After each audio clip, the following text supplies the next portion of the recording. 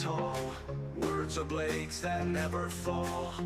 Debate like warriors brave. Every thought we give and save. Through the noise we cut clean. Spirited minds sharp and keen. With a spark that lights the night. Join us in this epic fight. Welcome to the Spartan Arena, where minds clash and thoughts gleam. In the heat of every word, truth and insight will be heard.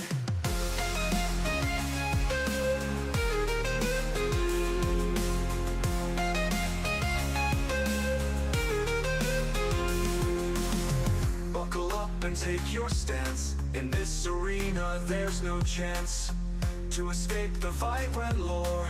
Dive in deep and search for more. From heartfelt talks to fierce debates, we explore what fate creates. Side by side we seek the light. In the dark our minds ignite. Welcome to the Spartan Arena, where minds clash and thoughts gleam. In the heat of every word, truth and insight will be heard.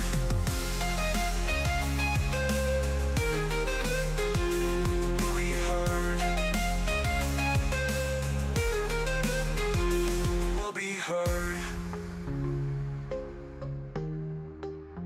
Will be heard. Will be heard.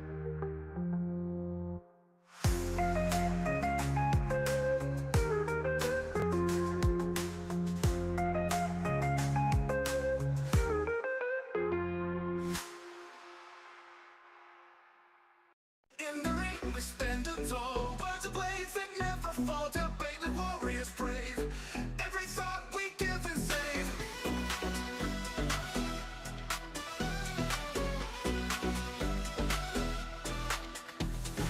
In the ring we stand tall. Words of blades that never fall. Debate like warriors brave. Every thought we give and save. Through the noise we cut clean. Spirited mind sharp and keen. With a spark that lights the night.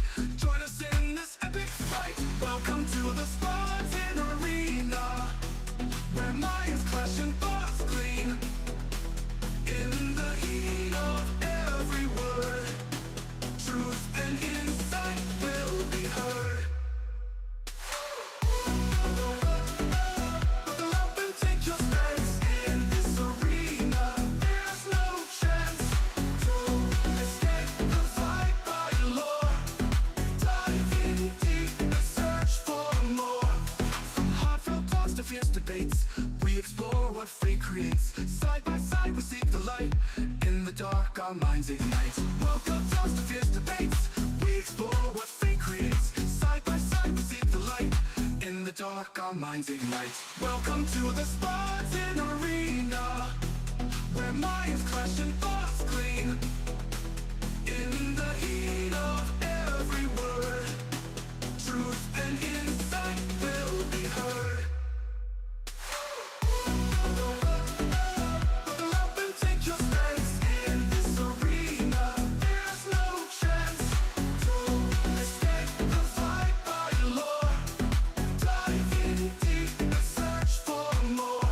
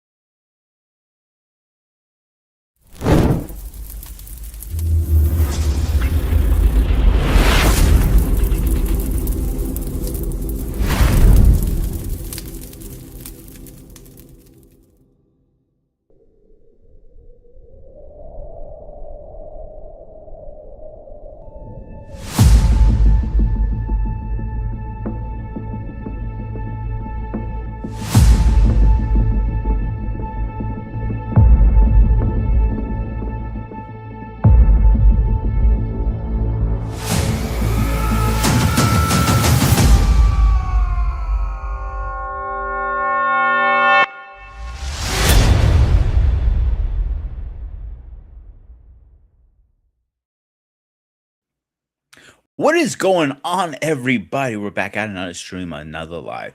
You know where you're at. You're at Spartan XQ Network. I am your host, the Spartan Cape here. So tonight is going to be an interesting show because it's something I've been thinking for a while to do this. So the show is Forgive Him or Cut Him Off. So personally, I struggled with this for a couple years because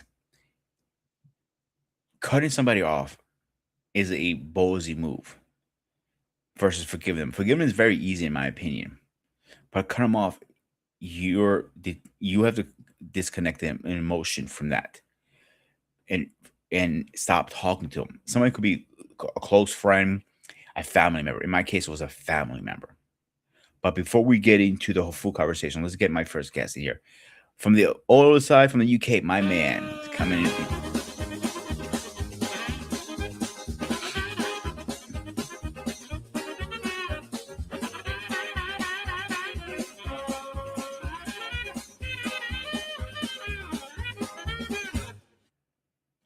Greg, what's going on, my man? You're on mute. You're on mute. The mute button got you, man. Bastard. How you been doing, brother? You still as handsome as ever? I'm a little furry right now. Get a bit more grey than me though. So, the question I have for you is: would you forgive or cut him off? What is the option in your book more reasonable and Yeah, more both fair? really. Depending on how bad things happen with your friend, relationships, whatever. Mhm. Yeah. My ex, you know about my ex anyway. I'm not going to go into the past, but you already know about that. It's already Yeah. on some of the other shows. Anyway, but with a few friends of mine, I've cut off people who've wronged me, being an absolute fucking piece of shit towards me. So I just cut them completely off. But my best mate, he's done a few bits and pieces, but I've always forgiven him for it. So, it's hey Mariana, what is going on?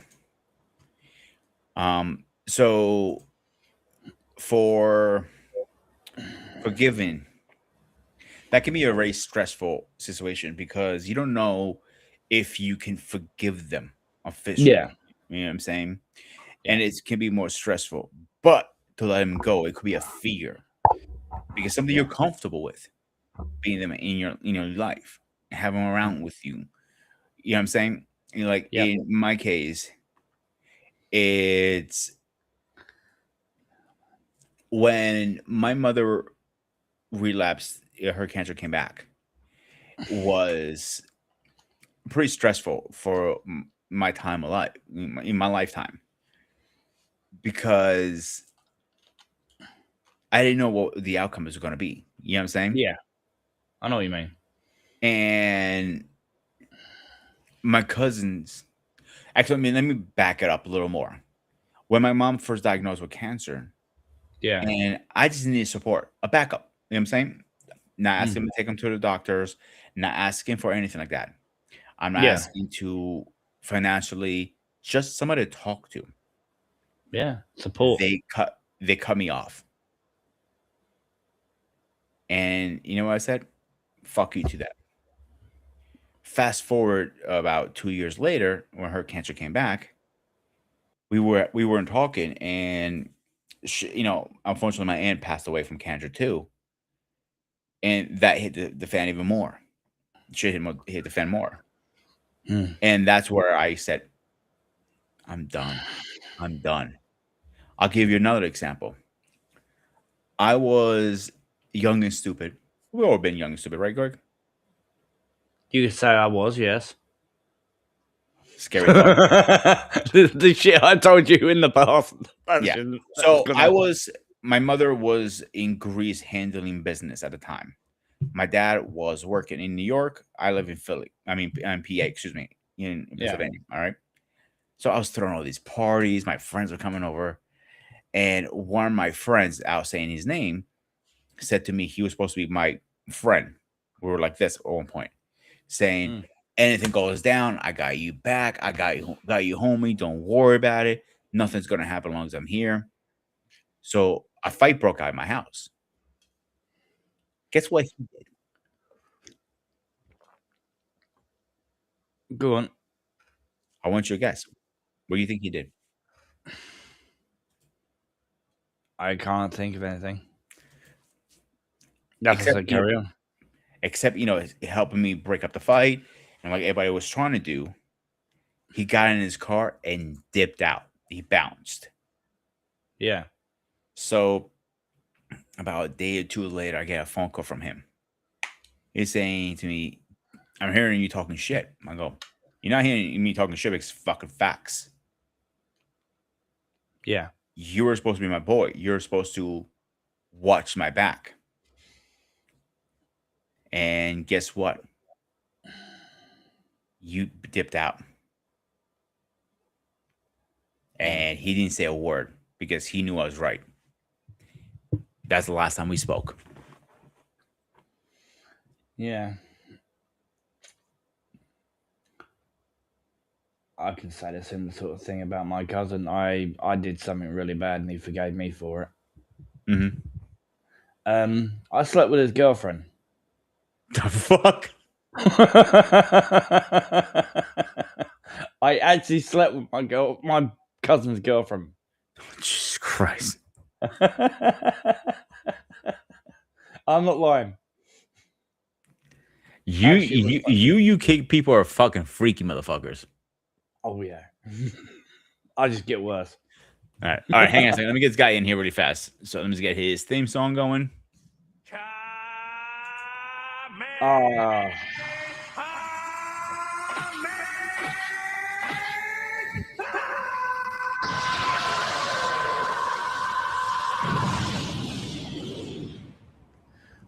Holy crap. I can barely see him. It's too shiny. Very funny. No, Hand it down a little bit. Shut up. Hey, Doc, no hate to you, But when I donated my hair, I went on. I done a lot of crazy things with my hair. I have grown it out. I gelled it up. I done everything. So once in a while, I will shave it all off. All right. Mm-hmm. But when this time I shaved it, I went bald. I mean, I took a straight razor to my head. Wow, that's. I saw that video. Oh, Yeah, really? it was a safety razor. Same thing. Safety razor, same thing. And from my research, the best thing you can do after shaving your head is use a little beard oil, because it's the same thing when you put like hair oil. Same thing. Really? It's the exact same fucking thing. 2-3 drops, nothing more. I rubbed it in, I put it in. I like the shiny look to the head. You know what I'm saying? I use coconut oil basically. And that's not bad, but beer oil has other oils. It's not one product. It's Right. jojoba oil. It's Jova oil. It's so many 5 different blends, and that's why that's the best. If you guys remember, actually, you guys who weren't part of the team at the time, when I first started my YouTube journey, I did what was called Grooming Reviews 101. That was the channel's name. I did grooming stuff. I had my beard was down to here. My hair was down to here. I even braided it, bro. Oh my goodness. And I did what I call Viking / Groot braid. Oh wow. Yeah, and it came out pretty fresh. My neighbor did it, and she goes, "Peter, I'll be honest with you, I love you to death, and you've been a great neighbor, but I have never braided a white guy's hair before tonight." I was like, I'm scared now. And she goes, no. Like, he needed to practice a few more times, but after that, my hair was already grown to the length I was ready to donate it. And I got to the point like, all right, it's time to go. It's really time to fucking go. Let me actually see if I can pull a picture up of my hair. Clean shave for long. Craig, what happened to you? You lost a bet or something? It looks like a penis now. What? Look at the young lad. Look at all nice and spiffy.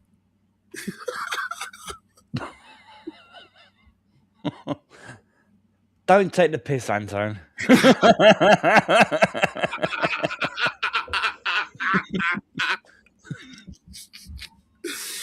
Oh man. No, I can't grow a beard out. Like my beard's only grow out to a certain point, and I get a little patch right here. And I think that was from my time in the Army, because I was always putting my cheek on the buttstock of a rifle. So I've always had actually what happens if your hair grows in different lengths all over your face. All right. Some people get a thick right here. Some people get the cheeks. Some get the mustache. But There are a few freaks that can have a full-grown, old, even beard. It's freaky when some people do that. Right. So we usually have to give it time. That's all it is. It will grow in eventually. I've tried that. I think I remember one time I went 2.5 months without shaving it, and it never came in. You need fully. more time. You probably need closer to like more like 4 or 5 months. Nah, I'm good. I don't mind the shave. I like to shave. I feel a whole lot better. I feel nice. I feel so fresh and so clean when I shave and everything else, and I leave the Van Dyke and everything else. So, I'm good. I'm good. I couldn't see myself with like a And I think one time when I was trying to touch up my mustache, I actually messed up. So I had to cut the whole thing off, and I figured, you know what the hell?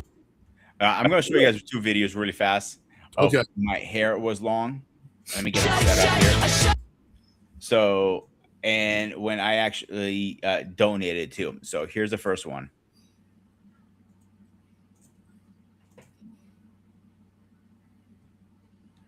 All right, this is when I had it long. Wow.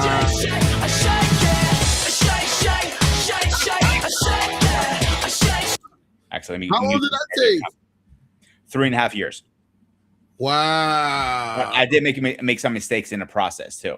Really? Yeah. So it was my first time actually growing this long. Okay. My first major cut. And this is the major chop off. Wow. I can play. Let's go with.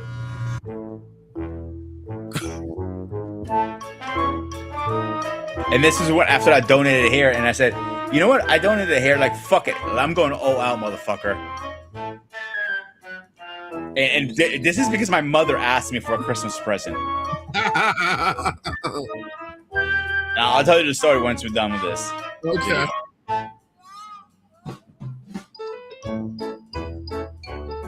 Shit.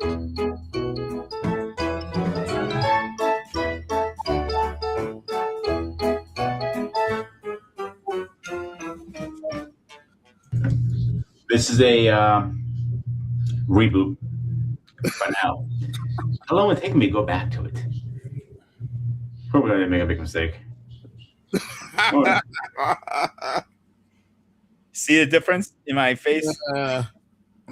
Peter, I still got something in my background that I forgot to take off. What? Hold on.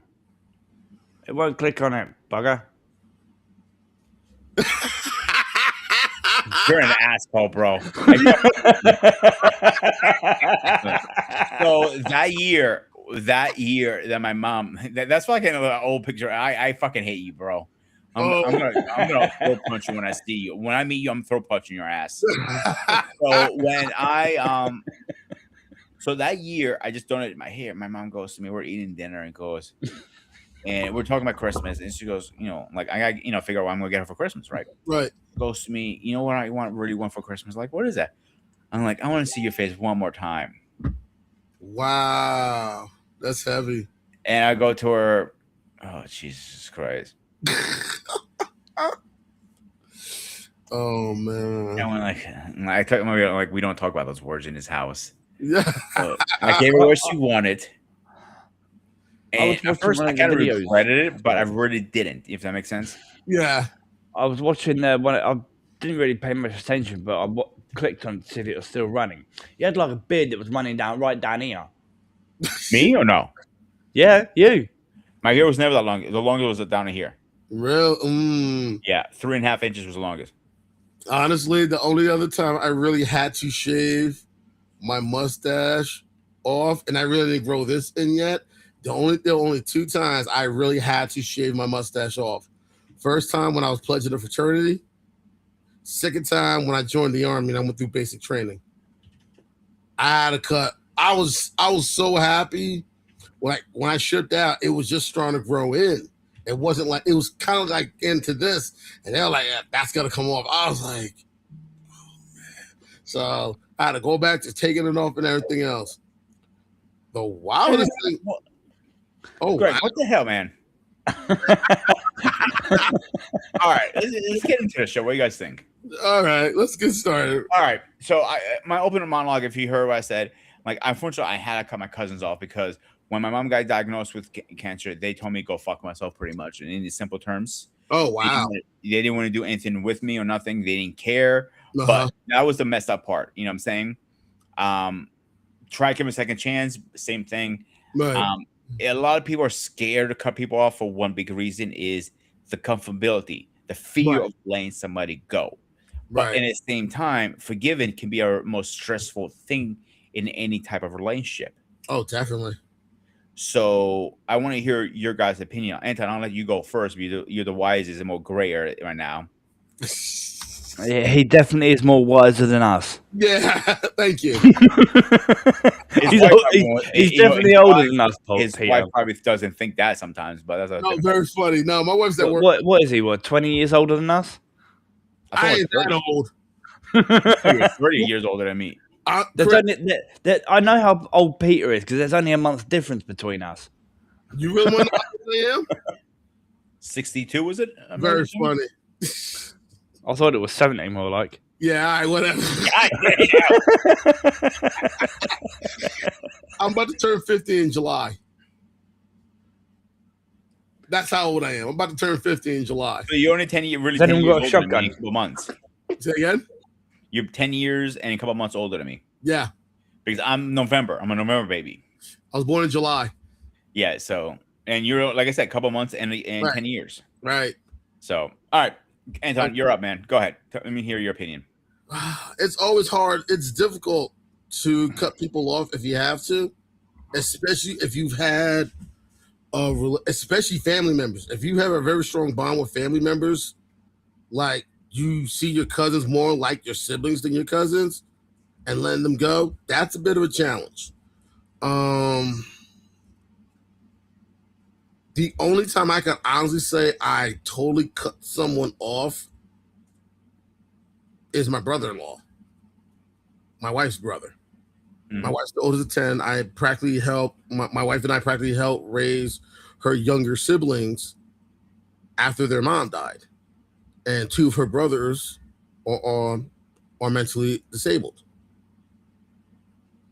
So there was a situation I had with my brother-in-law, and I can honestly freely talk about it now because my wife is not here. He did the most unforgivable. I'll put it, yeah, I'll tell you, yeah, you kind of figure that out. He did the most unforgivable. One of my nieces told me, Oh, yeah. And Oh my fucking God. yeah. And she told me because she couldn't feel comfortable telling her mom or her stepfather, who's basically been more than a dad than her bio dad, and she didn't feel she could tell my wife, so she told me. And when she told me what happened, I said, you have to tell you. She at first didn't think I was going to believe her, but I did. And I told her, you have to tell your mother. Eventually she did. Her and her sisters told my sister-in-law. And once everything came out, I was already done. I was done. It was a mess. My wife. question for you, Anton. I'm sorry to cut you off because I know you pretty well by now. Can we agree on that? Right. Knowing you, you probably lost your shit, to be honest with you, when you heard that news. Oh, I wanted to. I wanted to break it. My question is going to you is, I know I will lose my shit, and I probably won't give a shit what is the outcome to me. Mhm. I would have done what I needed to get done as a man. Right. Like I tell my girlfriend now, I'm like, don't ask me to stop being a man because I won't stop asking you to be a woman. Right. And so, as a military person and as a man, how did you not, choke slam the shit out of the motherfucker? Somebody had to maintain the order because my sister-in-law, my brother-in-law, my other brother-in-law, the one that was in the Marine Corps, they were ready to bury him. And the last thing we needed was for them to get in trouble with the law because of what he did. Yeah, because they're active. Because they were, and I had to break it up. So once I found out, I told him, you're done. I basically said, you are persona non grata. You are no longer part of this family. I told him to turn in his keys because he was living with us at the time. I said, leave that phone because I paid for it. I told him, since my wife feels sorry for your tired ass, pack whatever you can fit in these bags. You walk out that door and don't come back. In other words, you execute me kind of on him. I basically pulled a John Wick. I basically says your account is closed and I'm burning your book. I'll be honest with you, I have never had dealt with it, but I dealt with it in a different way. That's the most situation. So years ago when I was with my ex, we get a phone call one day. And it's a very close family friend of hers. And her name was Jackie. Okay. Jackie's saying she's freaking out on the phone. Her husband is medically retired. Okay. When I'm saying medically retired, is an understatement, bro. He was shot in the head. He survived. Holy shit. Yeah. And they were going to pull the plug and everything. And his wife flew overseas. Says, "You're not pulling the plug on my husband." Right. And he ended up surviving. He was half paralyzed, obviously. He wasn't understanding. But when he found out his brother-in-law did a similar thing, the first thing he did was they have one firearm left in the house, and she didn't think he was going to get to it. Guess what? He found a way. This army motherfucker got his firearm, loaded it. And when I heard he had his firearm, he's walking over there. I got in the car. I mean, on a normal traffic day, you're looking about 20 minutes to get to the house. Right. I made it under 10 minutes. When I talked to her, I looked at her like, "You stay here. I'm heading over there." Right. It was like a few blocks. So I'm not going to drive my car. That's going to be more hostile for him. Right. Because his head is probably active battlefield right now. That's what he's probably thinking. He's breaking up the nasty habits, as we would say. PTSD, that sort of shit. Pretty much. So I end up running over there. That will be, I think, more non-aggressive, I felt. Right. As I'm talking to him, like I'm slowly reaching for the firearm. Eventually, he lets. I'm literally holding it, pretend the firearm is in my hand, and I'm holding it. And eventually, I talked him down to let it go. I was able to disarm it, obviously. That's And good. obviously, I walked him back out. The only thing I'm glad that night, no police officers got involved, because this will be different. Yeah. And definitely, if you're active, he wasn't. But if he was active, that man, Oh, yeah. he's not going to regular prison. He goes going to military prison. Yeah, And that's he's going 10 times Leavenworth. worse. He's going down to Leavenworth. And that's 10 times worse from what I heard. Oh, yeah. You're doing your time. You're going to make sure you do your time. Trust me. Oh, yeah. Yeah. So at that point, you have no choice. You got to cut him off. Yeah. So, and this is where it goes back what I said. Is it more stressful or more fear to let him go? I think it depends on the situation. Yeah. In my case, I knew for years and years I should cut him off, but I was more fearful for me because it was a comfort zone for me, bro. Right. They're always been there for me. They were always hanging. We were for years. Every weekend, I used to go down there, hang out with them. Every weekend, go down and hang out with them. Then it was every other weekend. Then it was like when I could. You know what I'm saying? Right. Life changed. My work schedule changed as a cook. Right. I was a cook before I became a chef and everything. Right. So anyway, long story short, I just couldn't. That's I all. just couldn't do it anymore. Yeah. And this goes to my next question. Do you think actually people change over time? Or do they are better at hiding it from the truth or their true attentions? I think it varies by the person. Some people know how to change for the better, know how to change when they realize what they've done wrong, and they try to do whatever it takes to make things right. Mhm. I remember a situation that happened between my brother and me. This was a long time back. Things happened between us. Unfortunately, alcohol played a role in it. That was one situation. What brought us back together was later, a few weeks later, after that incident, our aunt passed away. Right before my birthday, the day before my birthday. Ooh. She sadly had an aneurysm. She was at the church, right around the corner from where where my cousin was living at the time. Her daughter. She was in the States from Haiti because my cousin got married 4th of July weekend. and she was flying back to Haiti. And I remember talking to her the day before she passed. And she was walking home after she went to pray the rosary. And she wasn't not even another, I would say, 500 feet from the house. She just started stumbling and she fell over. They found that she had an aneurysm. And my brother and I found a way to mend. Like, we didn't really talk about it, but that situation brought us back to where what our family was dealing with is a lot bigger than what took place at my parents' house that 4th of July weekend. And what was even tougher was this is my father's sister. So we both had to be there for my dad. Because my dad is the patriarch.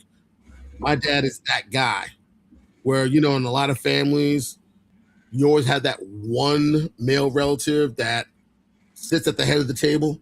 That's my father. Mm-hmm. And he's dealing with one of the toughest situations he never thought he would have to deal with. So my brother and I both knew we had to be there for him. And eventually whatever it was, we found a way to resolved it, and things got a lot better after that since. Because we knew whatever it is that led to that one situation, what our father's dealing with is bigger, much more important. So we mended fences, and the good thing about what guys do, we bond over brew. He had a couple of drinks, we talked, he apologized, we mended fences, and then we knew we had to be there for my dad. My sister was living in Europe at the time. She flew back after she was already here for our cousin's wedding. It's funny you said that because my girlfriend now, she knows the whole story. All right. Right. And we have spoken about this multiple times. Mm-hmm. And I'm not gonna lie to you guys. I do miss hanging out with my cousin. I do miss calling him, hey, just saying what's up for a few minutes and checking up on each other. I do miss that. I miss going to the bars with him. Because every year, because his birthday is the first or second week of December, and mine is the last week of November. Okay. So I definitely we used to go out together, and now I don't have that. I don't, what I'm saying? I don't have that. When I tell you guys, you are my family, my team, because mom and dad, and they can't be in the same room. They will probably kill each other, to be honest. Yeah, I can imagine. Yeah. So when I call you guys, just call you, say, hey, what's up? And I've done that with you, Anton, a couple of times. Oh yeah, and believe me, after losing my sister-in-law, it helped. It definitely helped. Believe me, it was. I totally get it. Those last couple of weeks were tough. I'll give you credit to this guy. And like when Alex passed away, he called. It was through Messenger, but he called and check up and make sure I'm okay. Truthfully, I wasn't okay, and I'm not fully okay with it because it's a lot of trauma with his passing. Right. And then people say, "Oh, it's just a dog." Yeah, it's a dog with my son. People who never had pets will always say that. I had 2 German Shepherds growing up when I was younger, and we had a couple of birds too when I was a little bit older. So I totally understand when you lose a pet, that hurts. And I remember my neighbors when I used to live at my old house, not far from where I currently am. They had this chocolate Labrador retriever, and we lived at our old house for 11 years. Mm-hmm. And I remember, like, within the first couple of weeks moving in and everything else, I got a chance to meet them. Real cool people, said hi, chat, this, that, and the other. Every now and then, like, especially when I came home from work, I'll go right, 2 houses up, go right in their backyard. We'll hang out, have a couple of drinks. That dog, Norman, come by, see me. I'll play a little fetch with them. Little things like that. When he passed, they had to put him down, sadly, because he was 14. And he was sick, unfortunately. And when they had to put him down, I was like, damn. You said it was a German Shepherd? Chocolate Labrador. I had German Shepherds growing up. They usually live about 12 years average. Anything over 12 years, you're great. Blessing. You're on borrowed time. Yeah. Yeah. And- So when he first passed, I went to church. I think that was the first week or second week. I can't remember. I believe it was the first week. Mhm. And one of my fellow church members made a comment to me. He goes, "It's just a dog. You don't need to cry over it." If I wasn't at church, I know. your ass would get ripped apart. You're lucky you're breathing. Yeah. And I told my priest, like, listen, I have so much respect where I'm at and respect for you. Yeah. If I was outside, You're on hollow ground, so you already know. if it was literally just across the street, this Exactly. conversation would go on differently. Exactly. I wouldn't put hands on him because it's not worth it. Right. But I will make him shit himself. It's very simple. But there are things in life you can control. Like I said, can they hide it? Yeah. I should have cut my cousin off a long, long time ago, and I didn't because of the fear of not having him in my corner. But when I did, it was gone. It was no fear. Yeah, I was numb at that point. I was able to move on very simple, very easily. And I'm okay with it. I can sleep better at night. Yeah, me and her argue all the time downstairs. We argued before the show started. 5 minutes later, we're laughing. Literally 5 minutes later, we're laughing. That's how we are. Right. Honestly, Some people say my relationship is toxic with my mother. I take toxic over nothing. So, go ahead. What you got on this? when I come up, like after the thing with my brother-in-law, I was done, beyond done. When he turned himself in, I told him straight up, I wasn't embarrassed. I was ashamed. I was ashamed of what you did. You know better. I told him plenty of times, listen, go live on campus because this is it. Go live on campus because I felt you will learn to socialize better with people doing that. And the thing that really I was really angry with him about, I was like, you tell me you couldn't, when you were living on campus, you're going to college, you live in the dorms, you're telling me you couldn't find a consenting adult. You're telling me you couldn't find any young woman or man at the age of consent.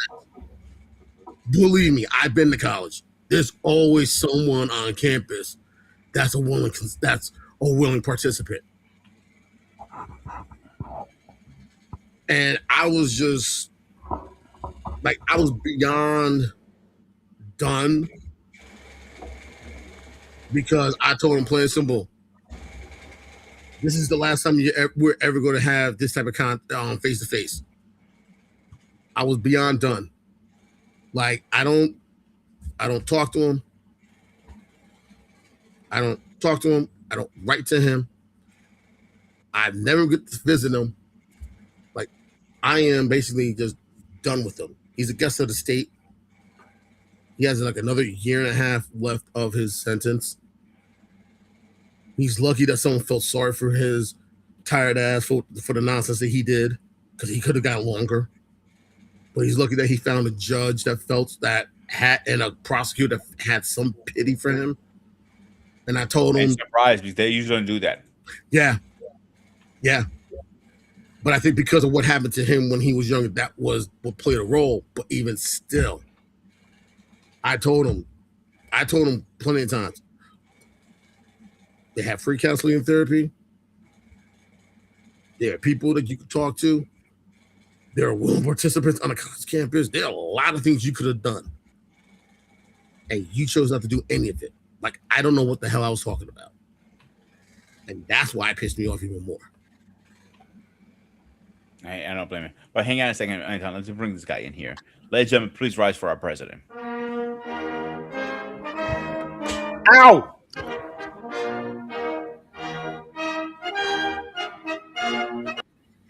Mr. President, how are you doing tonight? I am well. How are you? Sorry, I don't have his on.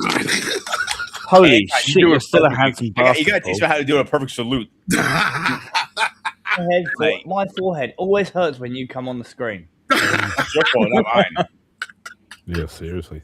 You know what? For kicks and giggles, Ow! Nah. Damn, you are a bastard, Peter. He knocks him out. If he knocks himself out during the screen, that's on him. You Yeah. Americans and your fucking pain that you love, what's seeing people in pain. Pain is your friend. Oh, You- my head. I'll is really tell sore you now. the oldest trick in the book right now, Greg, in America. All right, no pain, no gain. Pain is your friend. The more she hurts you, the more she loves Well, only Paul and you would know that. You guys go to the gym more often than I do, and I don't go to the gym at all. you. I haven't gone to the gym in a while, bro. I've been working 20 hours to do that.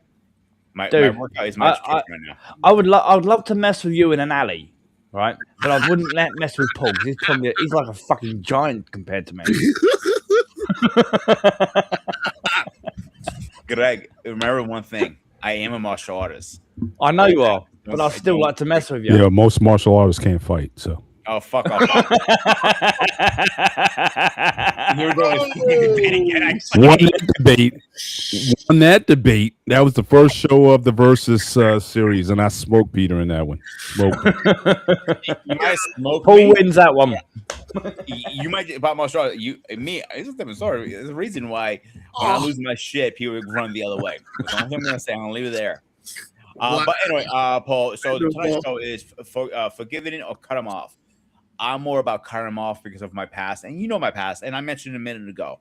So I just want to see your opinion. Well, I think as a human being, it's certainly one of the biggest, I guess, mental exercises that one will ever do. If I go though with just the way you titled your show, I think it's not a versus; it's a both. So in other words, I think the forgiveness part, I think that's something for your own sanity. I think forgiveness is something that you have to do. But again, the problem is people do not know the difference. There's 3 levels here. There's 3 areas here. There's forgiveness, there's restoration, and there's reconciliation. It's 3 different levels. Forgiveness is a solo act. Forgiveness has nothing to do with the person who offended you. It has everything to do with you, because the more you live with unforgiveness, it's toxic to you. And so forgiveness is ultimately about just letting stuff go, releasing. I remember a guy, he kind of tied it to, it's like, imagine if you tied yourself to a post and you can move around, but you can't go anywhere. It's like, as long as you hang on to that, it's an anchor. It weighs you down. And so unforgiveness, or living a life of unforgiveness, shout out to Braxton, as long as you keep living a life like that, you're the one. That's like, what they call biting your nose to spite your face. It's not a healthy way to go around. And if you have several people in your life that are like that, where you just unforgiving of people, then more times than not, in my experience, you're an awful person to be around. Because again, it starts to bleed in. It's like that Sith energy, right? That Sith energy starts to make you ugly. Why do you think Darth Sidious looks the way he does? Some people saying what he was practicing the whole time was Sith alchemy that made him look like Chancellor Palpatine. But the form that we got, that's what he looks like. And if you look at a lot of Sith in history, they all look ugly, all of them. Because again, that energy starts to just destroy them. It rots. It's necrotic to you, to your soul, to your body. It's almost like it eats you from the inside out. Yeah. And so living with unforgiveness is difficult. And that's why, again, just from a spiritual point of view, I think that's why when the disciples asked Jesus how much you should give 7 times, he says, no, 70 times 7. But the problem is that people think that forgiveness means that everything is, we copacetic now, everything's okay. And it's not. And it's not this idea of forgiving and forgetting. That's a misnomer also. You never forget. But the idea here is that With forgiveness, that's about you releasing or letting go of situations or people or whatever that so that you can move on. But if you're living in that state, it's going to affect every other relationship that you have that Honestly, you're trying to form. Paul, I don't know if you heard my story. There's a reason why I feel the way I feel when it comes to my brother-in-law. I got you.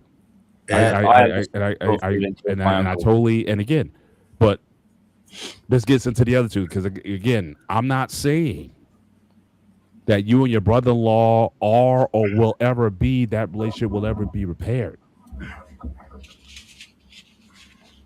So that gets to the next level. There is restoration. Now, restoration, that's a two-person job. Both people have to be involved in order for any kind of restoration. So, Anti, you talk about you and your brother. The idea of restoring something back, taking a relationship and getting it back to where it was. Restoration, just like you would restore a car or furniture or some project or whatever. People restore houses and whatnot. Getting it back to its original form. Now, again, that's the second level. But it's still not necessarily a perfect level because a lot of times when you restore something, if you fully restore it, you're not only bringing the good, you're also bringing the bad with it, which probably led to the breakup in the first place. It's like if you tried to make a house today, remember them old style houses with the fuse box in the basement. There's those little screw things that you screwed in. This is before the goofy switches and things of that nature. If I tried to restore a house with that original electric setup, I couldn't live in the house. They wouldn't. The township municipality that I'm in wouldn't certify the house. They say no, none of this stuff is the code. Yeah. You have to do the new stuff if you want this to work. So then there comes the third level, which is reconciliation. And with reconciliation, again, it's a two-person job. But in that, you may have to just tear the whole thing down and do something different.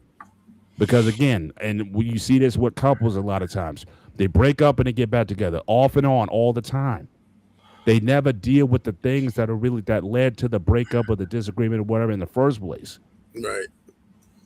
And so unless people stop and say, look, we gotta totally change out. So again, Pete, you asked the question just before I got on, can people change over time? If you want reconciliation, that change must take place. If change doesn't take place, you're setting yourself up for just a repeat of what you got before. I agree. And that's the hardest one. But that's the one that takes therapy. That's the counseling. That's the change habits. Like you got to do like a 180, both of you, if you guys want to make something else. But what you guys had is not working. And are you both of the same mind to say, can we do something different? And if you can't, then stay separate. And so I think that, yes, a person can genuinely forgive. That don't mean that you have to necessarily restore or reconcile a relationship. It was what it was. I'm going to move on with your life. I mean you well. I'm going to move on with mine. But we may never hook up or click again or whatever at all. But you're not living in my head 24/7 or changing or messing up what I got going on as positive. And every time your name comes up, then my whole countenance change and people be like, well, what's wrong with you? Because your name got mentioned.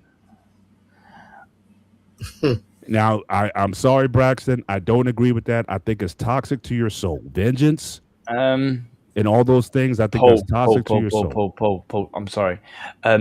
What he was saying about his brother-in-law, I have the same feeling towards my own uncle. I went through the same, not with me, but his own family. Went through the same sort of thing, all right? There is no way in fixing that at all. But see, I didn't say that. Wait a minute. I didn't say that. You totally Sorry. miss. Then you totally miss what I said. Sorry, my mistake. It may I'm never sorry. be fixed. All right. Forgiveness is not about fixing. All right. Forgiveness is about releasing. All right. Remember, if we're all Christians on this panel, it says, and Paul, correct me if I'm wrong. You're my Bible nerd here. It says right there, you need to forgive. In the Bible, it says that. Yeah, but I'm defining. I think it's important I that agree, we I define agree. what forgiveness is. Yeah, no, Yeah, I Because for a lot of people, they misunderstood. say, no, I misunderstood, can't I'm do sorry. that. I can never be with that person. You automatically go to another definition that doesn't even apply. We're misapplying terms that leads to confusion, and it sets up outcomes that we never established. Yeah, I never said that Anton has to restore with his brother-in-law or you with the relative that you were talking about. I'm not going there at all. Like I said, it may never be done. No, it's my fault. It's my fault. I misunderstood you. Right. That's my fault. Right. Sorry. I'm saying, but I'm accepting though your reality that says you don't think that you can go there with him to repair or fix. Like I said, there's certain things that are done that are not fixable, That's true. but you can still forgive.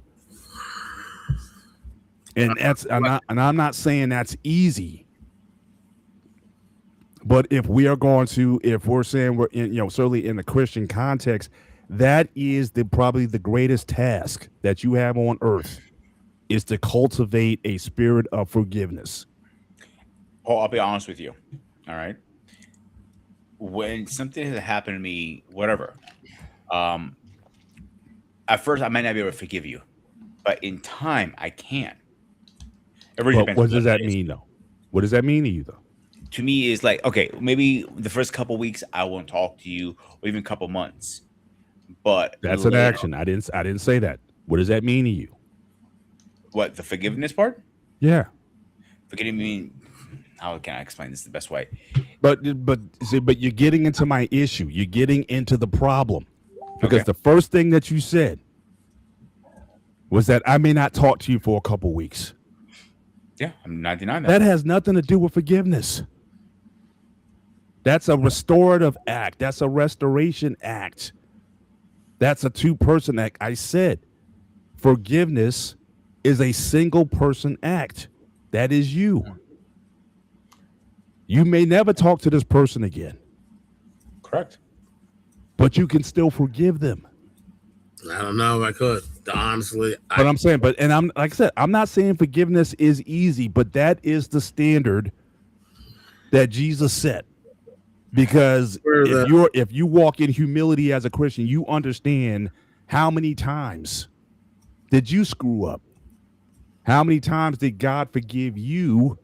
How many times, Anton, did you go into the confession booth and have to do what Catholics do and all that stuff? How many times?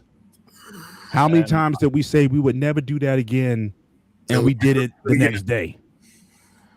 And we asked God to forgive us. yeah. No, you have a very, very valid and good point.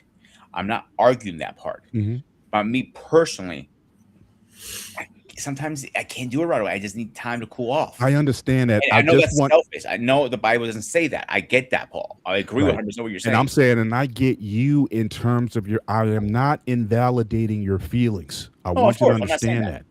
Yeah, I totally agree with The that. actions that you're saying that what you can and cannot do.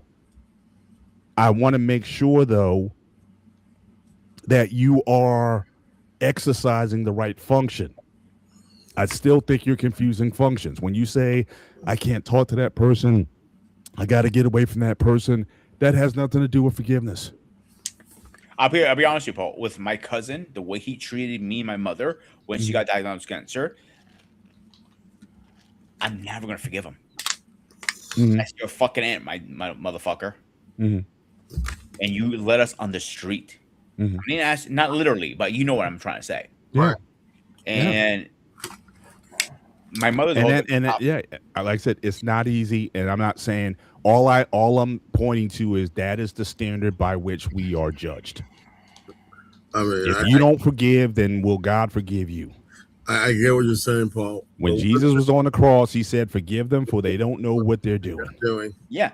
So I'm saying I don't want that piece to get missed. And it may not happen in a moment, it may not happen for years from now. But again, a lot of times there's people, for example, who I had these feelings for. And then a lot of times when you go down the line, you realize what that person was or why they did what they did or whatever, and you realize the state that they were in.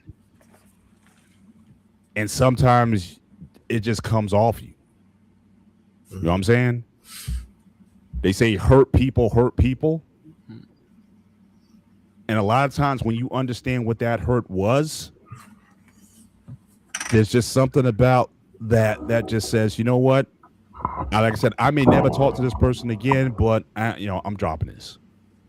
Because like I said, it's been in my head. Your cousins are in your head. And they're putting you into, you could be having a great day. And you start thinking about these cousins and your whole countenance changes and you just mess up everything that was going good because these people are living in your head. No. And all I would want anybody to do at minimum for yourself, not for them, but for yourself. Let that go. I'll be honest with you, bro. The last time I brought the thought about him is recently when my girlfriend asked me about my family. Mm-hmm. Before that, it's been 2 years since I thought about him because I don't put time and effort in that. I'm not going to keep my energy, I'm glad, yeah. energy like that. But And it's still a wound. Oh, absolutely. Because I want to break his goddamn neck. I'm not going to deny that. My mom knows, and you know me very well. There's some things I cannot outlook. And the reason I stay out of West Orange, New Jersey, for a reason. Wow. Because when I bump into him, you and Anton and Greg together are not going to be able to hold me back. You probably have to bail me out. What did you just say? Hang on.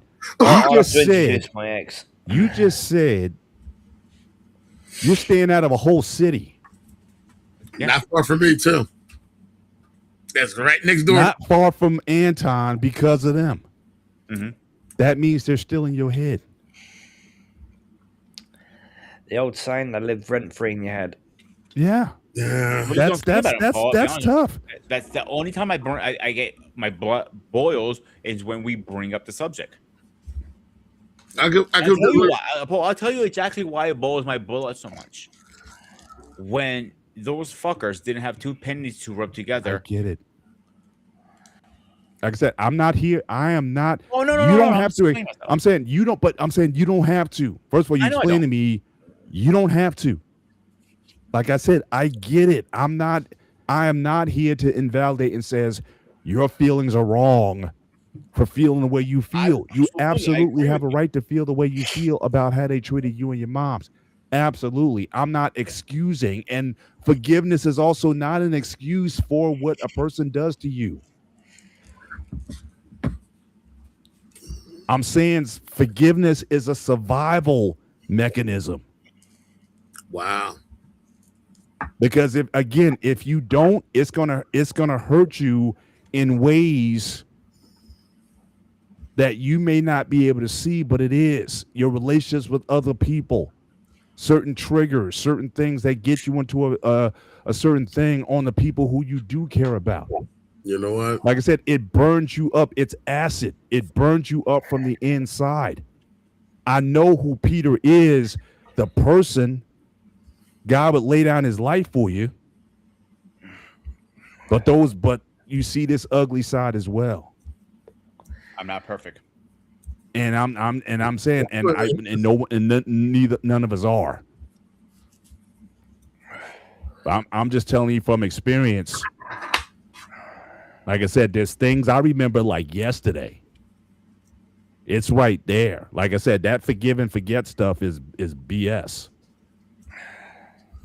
But the idea, though, you still got to look at things in a different perspective and be like, you know what? I'm over it. I'm done. Honestly. And really like be over it. Not just say, okay, then the next time, okay, you're over it. And then I mention the names like, why you mention that person? It's like, you're not over it. Honestly, Paul, I don't get like this when it comes to my brother-in-law because I know my wife still stays in touch with them, and I get it. That's her brother. Even she admits that where he is, he should be there. When my sister-in-law, my sister-in-law was unfortunately going through her situation, I was the one that told her, "You got to go down and see him and let him know what's going on." Mm. Because something like this, he cannot hear over the phone. So I actually made the effort and got the information for her so she can get in contact with the prison to put herself on the list to go see him that weekend. And when she was in the process of doing that, that's when they called her and asked what was going on. Question for you, Anton. How long did he get? 8.5. Really? He pled Holy guilty. shit. My uncle only got 3.5. He pled guilty, got 8.5. If it would have went to trial, he would have gotten longer. Heard I- about 12. I could never forgive my uncle. So, He was the main reason my firstborn got taken away from me. wow. Yeah. Yeah, wow. So, There are situations in life, unfortunately, I totally agree with Paul with 100% what he's saying. yeah, As men, it's hard. very difficult. I didn't say it's impossible. It's difficult. It's very Oh difficult. yeah. You can never No forgive question about someone it. who did that sort of thing. And That's all. the fact that I did that for my wife was a bit surprised, but she was definitely appreciative. Mm.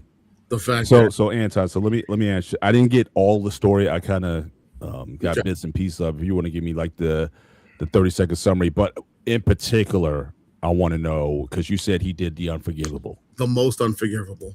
Okay, but What is the worst thing in life you- that a human person can do? Well, That's the that's easiest one way to put thing. it. What is the mean- worst thing ever? Unfortunately, you can't stay on camera because of copyright strike. I got you. But does it But involve a if you young want to person? put it in the back chat, Anton, to let Paul know. Okay. Nah, I got that. I got that. And yeah, I mean that is certainly something that, and certainly for the victims, right? That is, yeah, they have to. Wait a minute. They Come certainly out here. have to endure that. How are they coping? I can honestly tell you this: of the 4, 3 of them still talk to me. They come to me about just, they talk to me. They feel comfortable talking to me because I've always been that adult. Like I've established a parameter with them where never be afraid to ask questions. Never be afraid to come to me and ask me anything and everything. Sure. And I'll be honest, anything and everything they tell me never gets past me. I don't tell my wife, I don't tell their mother, I don't tell their father, I don't say anything else. They know whatever they tell me is going to die with me. I got you.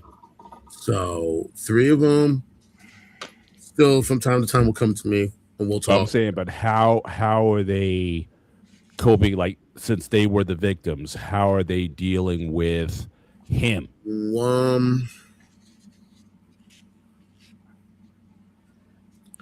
Because I would say, honestly, I would say you saw it, or you heard up whatever the situation was, and I know how that certainly can affect us. No one's going to be more impacted than them. Yeah. So I would say the same thing. If you are the one who was, the victim, forgiveness is one of the only ways you can move on. Because again, that can be with you for the rest of your life, or what have you. So if you don't come to a sense in mind to let that stuff go, Right. and then the thing is, if by chance they are or they have been able to in their minds come to a state of forgiveness, then the question then going to be, then what are we holding on to then? Because they're the ones who took it. So again, that's what I'm saying. So it's their survival, but then when it comes to us, like those who are on the outside seeing stuff that's happening to someone, you say, oh, I can never forgive that person or what have you. Then is there something else? Because who's going to take it more than the actual victims themselves? Right. So then what are you holding on to then? I think it's because the fact that it happened in the house, the fact that some of these things happen under our noses, and I didn't realize. So is it about? I'm not. Look, I'm no shrink. I'm nothing. Right. Right. But you say if it happened under your nose, then is this about unforgiveness of him, or is it about guilt in yourself that how did this happen on my watch? And is the unforgiveness not about him? Is the unforgiveness about you? You didn't forgive yourself because this happened on your watch. So that's that deep stuff that, again, a lot of people don't want to go there and deal with it. Because, again, no one's going to take it more than the victim. Right. But with you, it cuts deeper. Because I raised them. I practically. Yeah. Like I said, it's you were the guardians. You're the protector. You're the dog. You're the that is your. You know. You felt a sense of I let them down. So really, where's the unforgiveness then? Him, he's in a cell somewhere. But you got to look at these people. Every time they talk to you, whatever, it's still in the back of your mind because. So that's some work that you may need to do in forgiveness of yourself, and don't rot your soul out. Because unforgiveness of self, that's also, again, that's probably the most toxic. And you got unforgiveness of other people. That's like the next level. But yeah. Honestly, my nieces are not mad at me.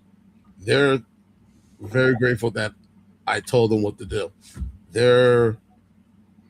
They feel comfortable coming to me, like I said, because they know I'm going to listen. I'm going to give them sound advice. I've built that parameter with them for a very long time. You know, that's what father. I got it. Now, from what I do remember, they didn't want him buried under the jail, but at the same time, they wanted nothing to do with him anymore. And that's perfectly fine. And like I said, none of this has anything to do with him. This is about you. This is about them. And if people don't do that work to get over that, it's gonna be with you. And some of this stuff is, psychologists talk about some of the stuff is generational. We pass a lot of this stuff on to the next generation.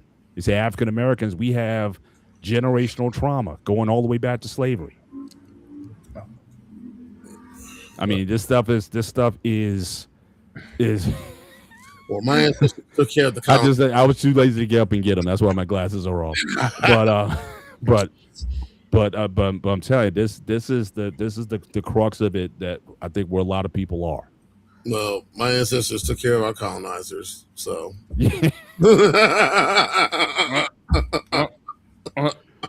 I'm just gonna leave it at that. I don't know, yeah, but what happened to Haiti since, man? I don't know some of those guys. Y'all won the battle. I don't know if you guys won the war because and my anger goes towards. So that's what I'm saying too. You can, in a bit of rage, you can be like, yeah, get them out of the country. But then, trust me. But then, like I said, the state of Haiti now, it's been ugly. But in rage, you can, and that's the right. But and that's also the difference between what Braxton's talking about. Also, vengeance. Yeah, you can do an act of vengeance, and certainly it can feel very cathartic for the moment. But if you want to talk about setting up for the future, you're gonna have to do things differently. I mean, there's got to be a different way of operating because the same ills and whatnot that you came out of that with. Again, Haiti has just been mired, and a lot of that's a mindset that you could probably still trace all the way back. So I'm saying, again, even Haiti's a model, but there's still some things that we gotta Sylvester came off. Yeah, and it feels great. But then what are you going to do? How you build? It's easy. You can blow stuff up.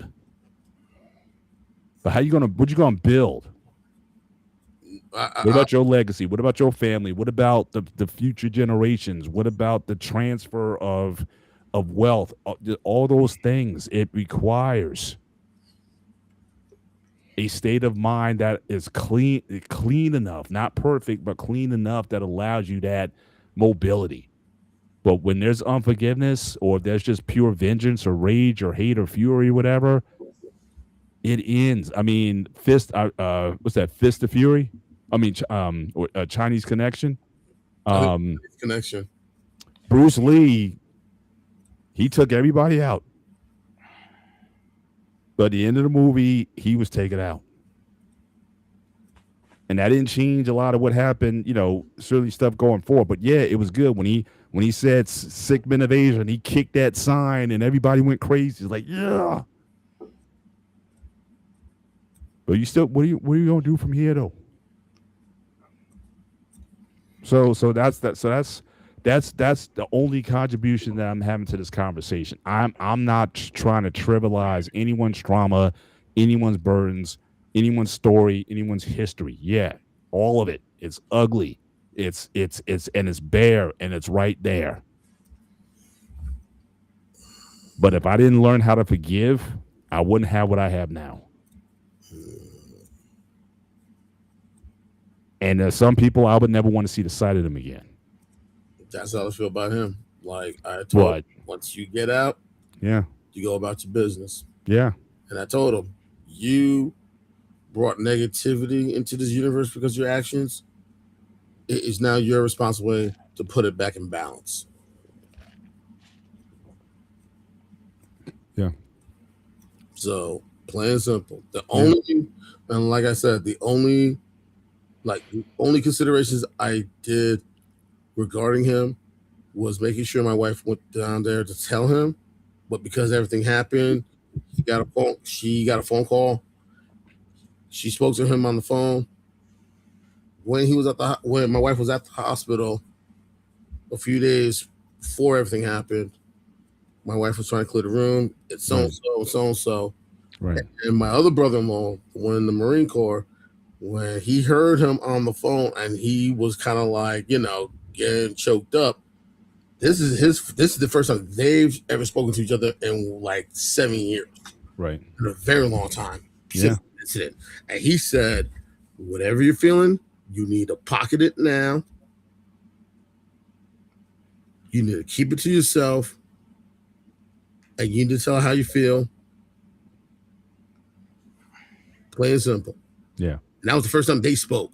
So I'm sorry, just a question. So your wife, you said, went to see him? No, I got information for my wife to go down and see him. Because when we found out how bad things were getting, I felt like she needs to tell him face to face instead of telling him over the phone. When she got right, so your wife went and saw him? No, she never did. When she went online and explained and tried to put herself on the visiting list and told them the situation, somebody there got word of it and contacted her that same day.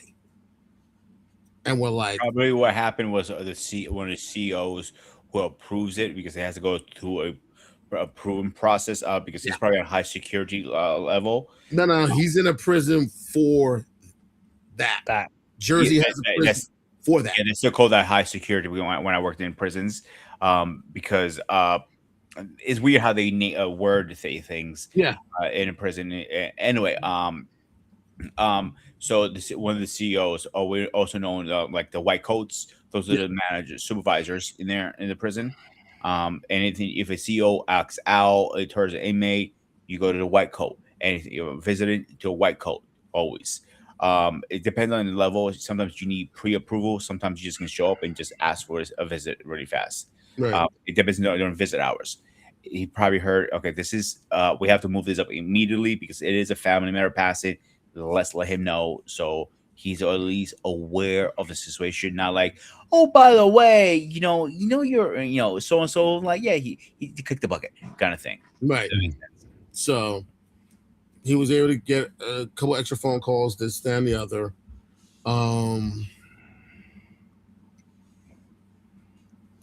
I forgot how my wife was able to get in touch with him. I think when he called the day she passed, that's when my wife told him. And then the one thing that I was not happy about, and I was allowed to find out, was for him to get a furlough for to see her before the service. Now, I wasn't a fan of that, and I was really, but my sister-in-law wanted that. She felt like, well, this is still his sister. It's only fair, and I was not happy, but I was like, You had to be the better person at that moment. yeah, I had to. And I was the point of contact with the funeral director as well. Mm. Anytime Did he get his furlough or no? he did. Surprised He he gave did. it. They don't usually give it out that easily. No. But the funeral director, she would stay in touch with me. She felt I was the order amongst the chaos when it came to trying to put everything together. She knew I was the one with the level head, so she can contact me. When she told me everything's arranged, this, that, and the other, I told her I don't want him signing the book, but if he wants an obituary, he can have it. If he needs to write something to my wife, let him write it and address it to me. Mm. How did your wife feel about? I know that's her brother, right? That's her. Yeah. So is the fervor, the furlough, as the fervor, mm-hmm. as much with her as it is with you? Not really. Like, I get it, that's her brother, but at the same time, she is not afraid to say he was wrong for what he did, and he should be where he is. Mm-hmm. So I don't give her a hard time about it because I know some other people. Okay. Because I know some guys would. You know what I mean? Like when they say like misery loves company, right? I mean, it's like if you don't feel exactly the way I feel about this situation, then it's almost like you feel almost a sense of disloyalty because she's not as willing as you are to cut off. And again, I get it's the brother and all that, but in a way, I think that's worse because again, that's you may think that may reflect on you or what have you. So the fact that she's not willing to, I guess, totally disown him, or at least to the point that you are, I know some couples that would be a problem. And arguments will certainly break out. How can you not, because you're taking it to like the degree he's persona non grata, he's axed, he's 86, he's done. And she's like, well, hold on a minute. And you'd be like, what? At least I know some people who would be exactly like that. It's like, you talk about ride or die, you all in or you're not. And so the fact that, certainly it is encouraging that you still allow or there's still some grace, certainly for her to work out or people to feel how they're going to feel, basically. I mean, she's going to feel how she feels, but I don't think that she'll be, if and when he gets out, I don't think she's bringing him to the cookout. No. Okay, so I get that piece, but I can certainly, because even siblings can get to that point where it's like, never see you again or whatever. So the fact that she's not willing to cut him off for that's interesting. no, that's interesting as well. But, it is, but the stipulation also, because he pled, the stipulation is he is allowed no longer cannot have any contact with my sister-in-law, her husband, and the girls permanently. yeah, After he's out, he's basically he's gonna have to register, and he's basically be on their watch list for the next 10 years.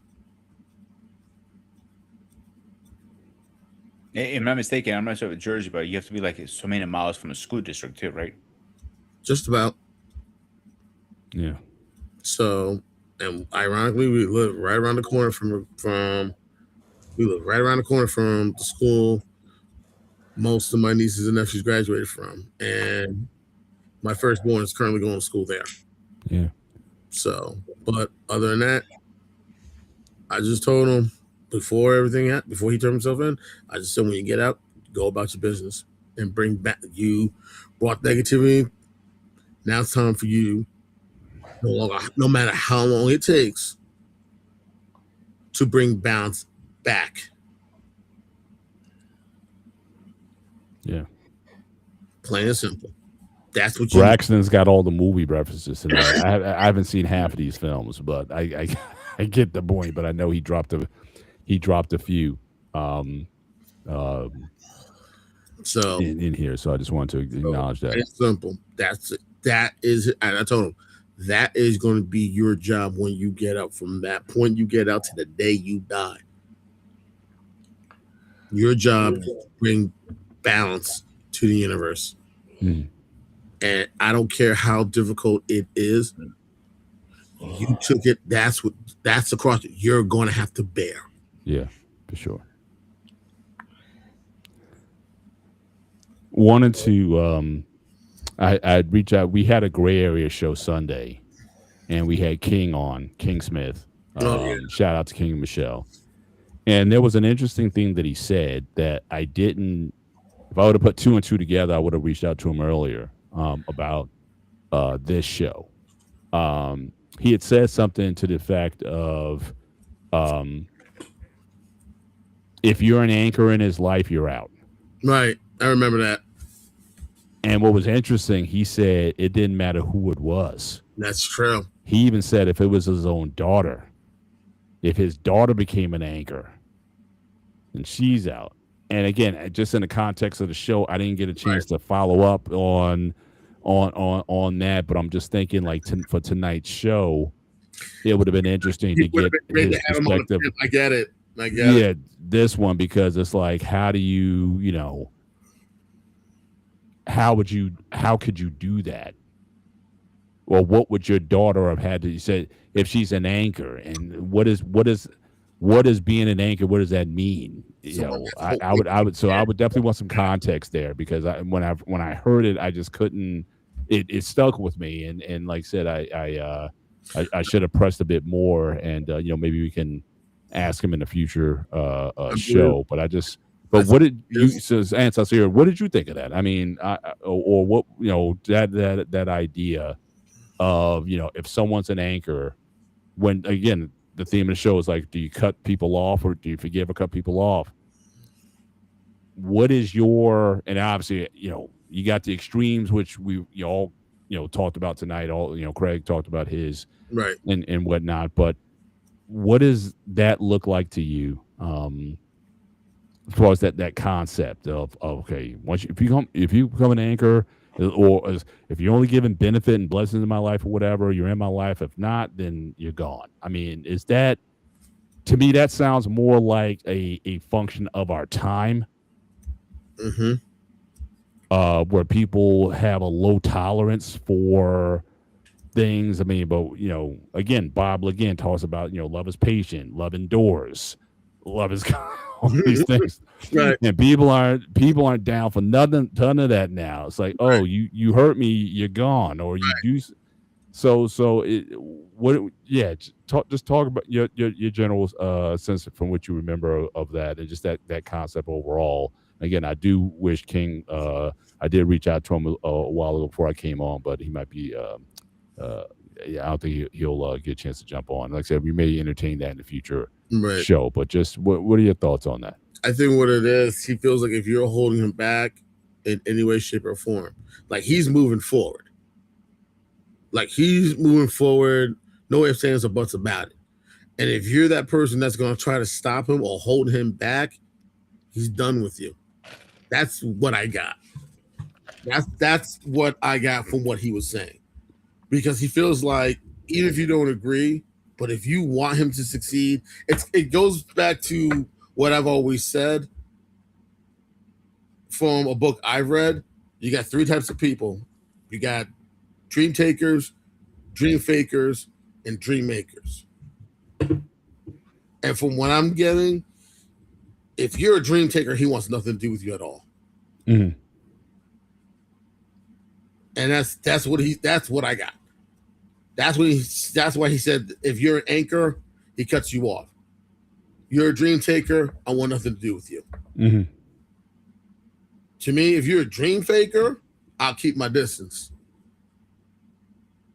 Because if you're a dream faker, you can fall in one or two places. You could be a dream taker, or you could become a dream maker. And a dream maker is the person that wants you to succeed, that wants you to grow, that wants you to cross that finish line. And they're not afraid to tell you if you're doing something wrong and help you stay on track. Sometimes the blunt truth is the best. Exactly. It might hurt at the beginning, but in Greece we have an old saying: the people who care for you make you cry, and the people who are damaging to you make you laugh. Mm-hmm. It took me years and years to understand that, but now it makes sense. The people who really cared about me over the years, I end up crying. But the people who are not in my life anymore always make me laugh. Painful thoughts on that one. And it's ironic how it turns out to. Mm-hmm. Because you never expect somebody who's most caring, loving person to actually maybe break your heart to bring you back to a reality, to a fiction place. And that's something that we all need to hear sometimes. Mm-hmm. Yeah. All right, but what about, again, certain relationships though?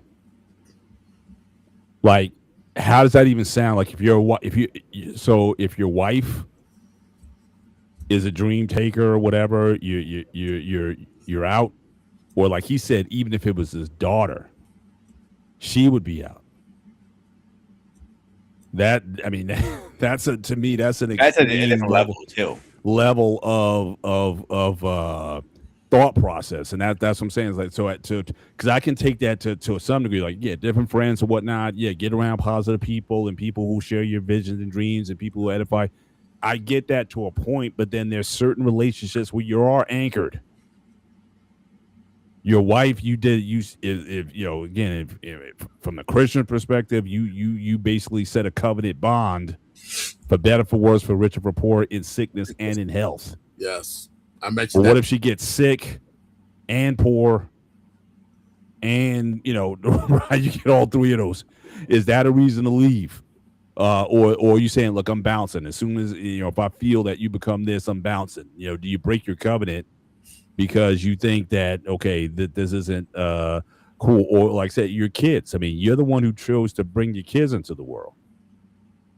And, we have this thing about unconditional love, certainly for your kids. So, or whatever, you're willing to give your life for your kids. But then if you're going to say that, well, if my kids become an anchor, then they're gone.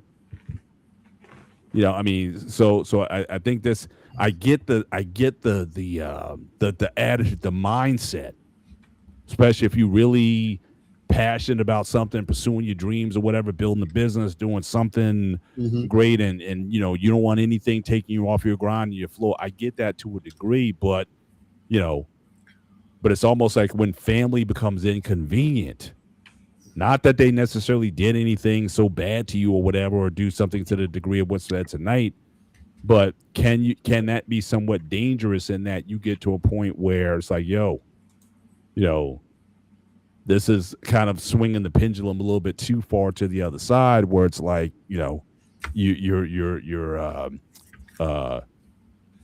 become almost too self-absorbed. I think what it is also with King, he's probably put in a significant amount of time and work to get to where he is. Oh yeah, he definitely. Between his time in the Air Force, I know he did mention he was married and divorced. So maybe there's something that happened. Yeah, also Bill, and he, like I said, I think he shared on the other night. I mean, he had to do a lot to financially just to get himself back to a stable state. He's done a lot to get to a point where he could move in with Michelle and start this, you know, this new life. And again, he got the domestic partnership. So again, he took 2 steps forward in terms of that relationship, where he was saying, and he even said that night, that the M word wasn't so scary or wasn't so out of the question, where it's like a year or two ago, he was like, you know, Peter was saying, like, you can't say that M word in front of him. Because anyone who's been divorced, they feel reluctant for doing the second time. That was my brother. Like, so King's backstory here, I'll give you the brief version of it. I know, and he's spoken about it online multiple times. So nothing I'm not sharing he already has. Right. He was in the Air Force. He got married right before he went in. That's what it is right there. Yeah. That's the mistake right there. So as you know, things didn't go well, obviously. They drifted completely apart. And when he found out he had a heart condition, he got discharged, obviously. And that's at the same time of his divorce, I believe, if I'm not mistaken. And he was hurting financially, so he worked his ass off to get in a better place for himself and his daughter. That's all he cared about. But even his always hard work, and he means what he says. And like, he's a rare apple, I call it, because he says things in a different way than most of us won't think about it. He processes things different than we do. So those guys are always different. They think they're always better. I can say that. You're a hater. I can say that. But no, I get what it is, because he probably went through. I can imagine what he had to go through between finding out he couldn't serve anymore because of a medical condition, and at the same time, his marriage is ending. Mm-hmm. And the one person you figured that would be there to help him, to let him know everything's going to be all right, you'll be able to move forward from this, let me help you start your next chapter in your life, would be his wife. And the fact that she wanted nothing to do with him while he's going through this is what hurt him even more. And of course, getting divorced, and probably all the other financial things he had to do. Listen, like he told me multiple times, like, again, the storyline might be not as accurate like he can say it, so take it a grain of salt, but you get the idea pretty much. I know he said to me, like, with his ex, they're better friends than in a relationship. So fast forward to recent time, I met King about the same time Michelle and him got together. And I met it publicly. I met him through a friend named CQ, who's been a good friend to me and to the channel. Very good friend. And you know, Anton, who he is now. I believe you spoke to him correctly? I spoke to him a few times, yeah. Yeah. So CQ is an awesome guy. So when I met King, he was excited about that. You know, I was about to start a YouTube thing, and oh my God, he got excited. I'm like, oh shit. I'm like, someone's interested in my shit. I thought it'd be boring, actually. No one's gonna be watching this shit. So anyway, he was my biggest supporter at the beginning. And when I saw the relation blooming, I literally look at CQ like, he's gonna get married again. Like, I don't think so. I do. So fast forward, you know, we were on a couple panels, the Real Precious via Zach, and I called him out like, so when is the wedding? But man, I used to bust his balls, and Michelle, she got to the point now she gets upset with it because like, okay, we were getting married when we're ready. If we get married, Yeah, people always throw it as a joke, but now you know when you joke something too much, now it's getting Right. now it's annoying. All right, like fuck off kind of thing. You know what I'm Yeah. saying? And I get that. And when she said it on air, like please stop joking about it. I don't think it's funny anymore. I backed off. To her. But for Right. him, he's still a target. So He gets Air it. Force, so you're allowed to pick out Air Force and Navy guys. That's and Coast Guard. Yeah. Like Army and Marines, you can't get away with it as much. Yeah, but my old joke aside, and I have told him multiple times this, and I think Paul, you're gonna back me up on this. Michelle is perfect for him, any shape, way, or form. They're different, but they make it work, and Yeah. that's the beauty about their relationship. Yeah. Same thing with my wife. My wife and I are different, and people Make it work. One thing I was concerned. Never said that to him because that's not my business. I backed off. I didn't say anything. And like as a friend, sometimes you have to watch from a distance and let things unfold. Yes. And now I see the different side of him a little bit. Is like she's very religious. He's not religious at all, but he respects religion. I want to make that clear. King respects religion. He might not agree or believe it, and that's his prerogative. Right. But he will respect it. If something, let's say a funeral or something like that happens, he will go to church. He has no problem. A wedding, he will go to it. Doesn't mean he's going to be like, I see Right. God. You know what I'm saying? Like, as much I love to him, it would become like that. But that's not facts. King is one of those people you can trust with your life. And I know he has your back. Even at times he's promised me to come visit me, he has not. And so I'm going to rub it in his face. But he's one of those few people. If you guys remember on the gray area, I said, I believe it was a Sunday, I'm not mistaken. I have made an arrangement. Something, God forbid, happened to me. Somebody's going to take care of me. I remember you to say that. I did. All right. Those two people, I'll tell you who they are now. All right. Are King and CQ. The reason I picked those two is simple. CQ knows me for years, and that's one reason. King, I feel he'll be level-headed to take care of what he needs to take care of. The reason I didn't pick, let's say, Paul, for example, or anybody else, I didn't want to put the burden on you guys. I know very well, Anton and Paul. No offense, Greg, you're too far to handle this. If I put that on you guys, that's too much for you guys. You guys have family and kids. They have family and kids too, but they don't have like 3 women and what are you? 6 kids and 3 grandkids, Anton? 5 kids and 3 grandkids. You have so much going on. That's not fair for me when I kick the bucket to ask you, hey, dude, make sure you put me in the ground. And by the way, I need you to do this, this, and this, and this, and this, and this. Oh, by the way, I need you to do this. Honestly, like I was saying earlier, I was the go-to person for the film director. She went to me. Between my wife, my other sister-in-law, my father-in-law, my brother-in-law, and my sister-in-law's estranged husband, it was just a lot of stuff. And that's my point. The respect I have for you gentlemen and the love for you guys. And I love you guys like you're my own brothers. I don't have any brothers, but I love you guys like that much. Yeah, right. Fuck off over there. Before I make you choke like microphone. I'm only playing with you, bro. Yeah. So I know. So truthfully, it's not fair for me to put that burden on you guys. Right. CQ was a little, I don't know. Yeah, I get it. I can imagine, like, yo, dude, seriously? Yeah. King was the opposite. It was like he was actually honored.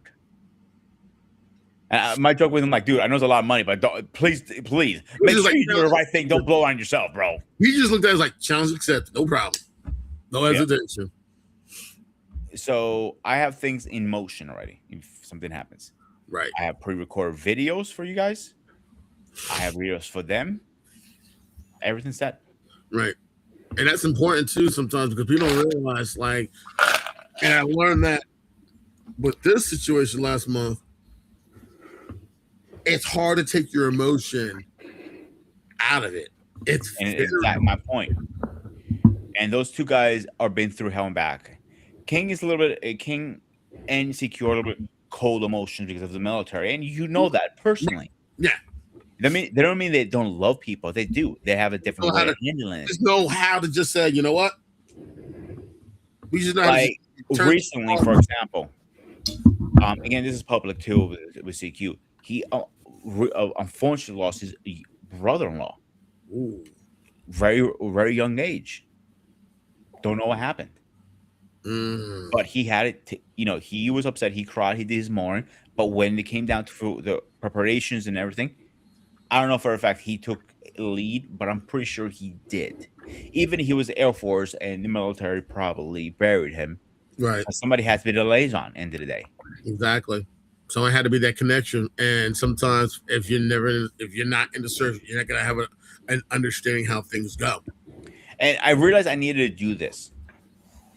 I'll be honest with you. Between his brother dying and Alex dying, I could be next any minute. Right. So, like I said, I have my goodbye videos already made, and most people don't do that. Don't have a video saying, "You know what, guys?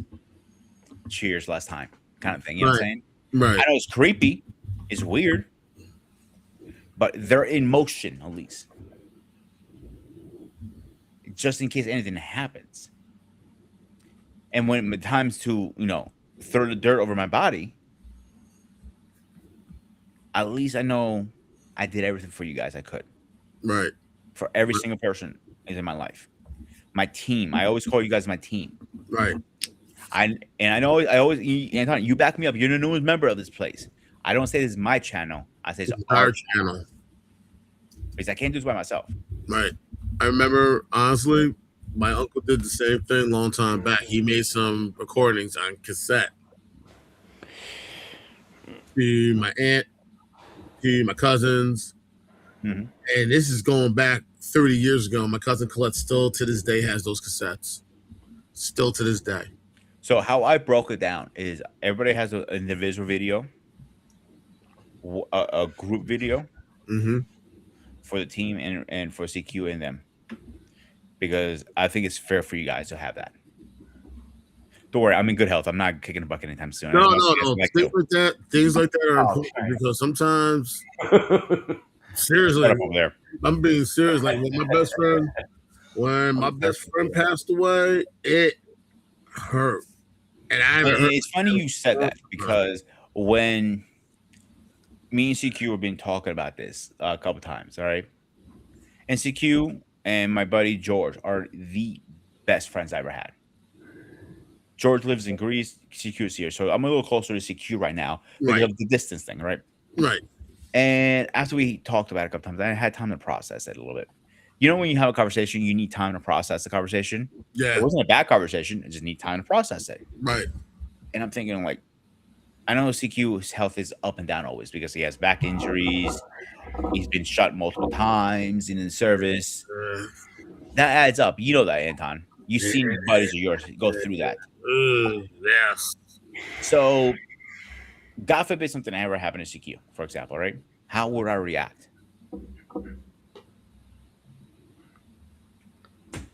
It's going to be probably the worst day of my life. And you know that better than anybody in time because you went through it. Yes. That it still hurts to this day at times because there are times when I could go through something, I can call him up, but we'll be on the phone for 2-3 hours, just and vice versa. A great example when I talk to him on the phone. Yeah, we can be on 2-3 hours because he is a father, he is a husband, he's Right. a YouTuber, and he has a full-time job. I Right. get it. And he runs a sport group on top of that. So, but when we talk, it feels like we didn't skip a beat. Same Right. thing when I see my best friend in Greece. When I saw him last time, it didn't skip a beat, just like that. And when we talked on the phone, just like that. And that's the kind of family you have. Yeah. To me, you guys are more family than anybody ever had. Like this guy down there, Paul. Remember what happened to Alex, who I called out when Alex passed? I remember you told me the story too. I remember. Paul. Because I felt he would understand more. Me and him were closer because we're Beagle dads. He would understand the pain. Epilepsy, I knew he was up too. He doesn't sleep. He's a zombie. Really? I thought Paul would be your great great grandfather. Oh, shit.